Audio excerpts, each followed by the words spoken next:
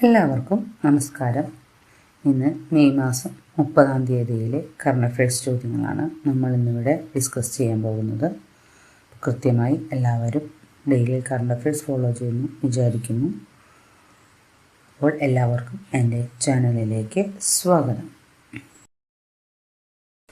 ആദ്യത്തെ ചോദ്യം: കേരളത്തിലെ ആദ്യത്തെ സ്വകാര്യ മെഡിക്കൽ മ്യൂസിയം നിലവിൽ വന്നത് എവിടെ? ഉത്തരം: ഉള്ളൂർ. ഉള്ളൂരാണ് കേരളത്തിലെ ആദ്യത്തെ സ്വകാര്യ മെഡിക്കൽ മ്യൂസിയം നിലവിൽ വന്നിരിക്കുന്നത്. അടുത്ത ചോദ്യം: അനധികൃത കുടിയേറ്റം മൂലമുള്ള ജനസംഖ്യാപരമായ മാറ്റങ്ങൾ പഠിക്കാൻ കേന്ദ്ര സർക്കാർ രൂപീകരിച്ച ഉന്നതതല സമിതിയുടെ അധ്യക്ഷൻ ആര്? ഉത്തരം: ജസ്റ്റിസ് പ്രകാശ് പ്രഭാകർ നോലേക്കർ.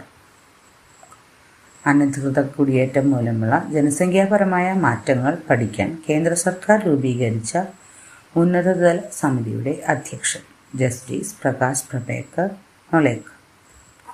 അടുത്ത ചോദ്യം: കേരള നിയമസഭയിലെ പുതിയ ഗവൺമെന്റ് ചീഫ് വിപ്പായി നിയമിതനായത്?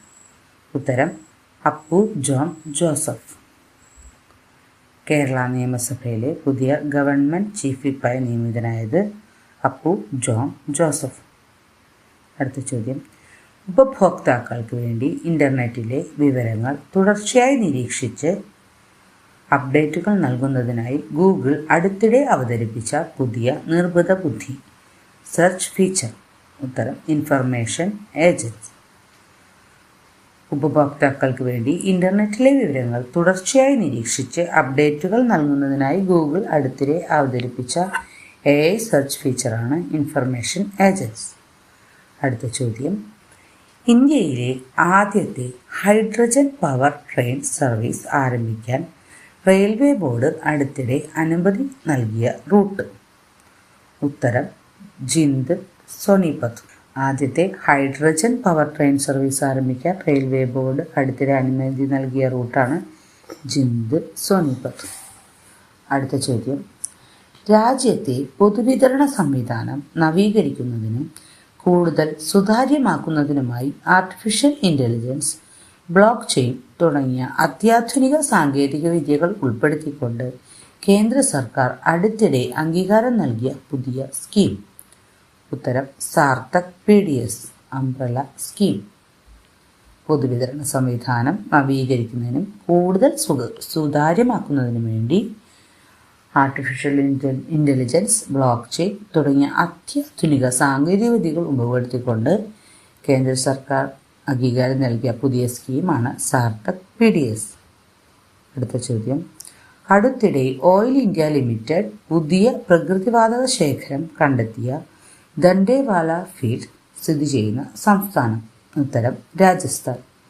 രാജസ്ഥാനിൽ അടുത്തിടെ ഓയിൽ ഇന്ത്യ ലിമിറ്റഡ് കണ്ടെത്തിയ പ്രകൃതിവാതക ശേഖരം കണ്ടെത്തിയ ദണ്ഡേവാല ഫീൽഡ് രാജസ്ഥാനാണ് സ്ഥിതി ചെയ്യുന്നത്. ഇന്ത്യയിലെ ആദ്യത്തെ പൂർണ്ണമായും കടലാസ് രഹിത ജുഡീഷ്യറിയായി മാറിയത് ഏത് സംസ്ഥാനമാണ്? ഉത്തരം: സിക്കിം. സിക്കിമാണ് ഇന്ത്യയിലെ പൂർണ്ണമായും കടലാസ് രഹിത ജുഡീഷ്യറി മാറിയ സംസ്ഥാനം. അടുത്ത ചോദ്യം: 2026 ഏഷ്യൻ ഗെയിംസിന്റെ വേദി എവിടെയാണ്? ഉത്തരം: ജപ്പാൻ. ജപ്പാനിലാണ് 2026 ഏഷ്യൻ ഗെയിംസ് നടക്കുന്നത്.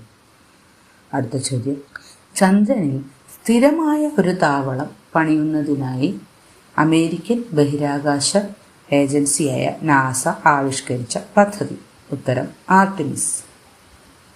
അടുത്ത ചോദ്യം: ഇന്ത്യ തദ്ദേശീയമായി വികസിപ്പിക്കുന്ന 5ാം തലമുറ സ്റ്റെൽത്ത് യുദ്ധവിമാനങ്ങളുടെ നിർമ്മാണം ആദ്യമായി സ്വകാര്യ മേഖലയ്ക്ക് കൈമാറാൻ കേന്ദ്ര സർക്കാർ തീരുമാനിച്ച യുദ്ധവിമാന പദ്ധതി?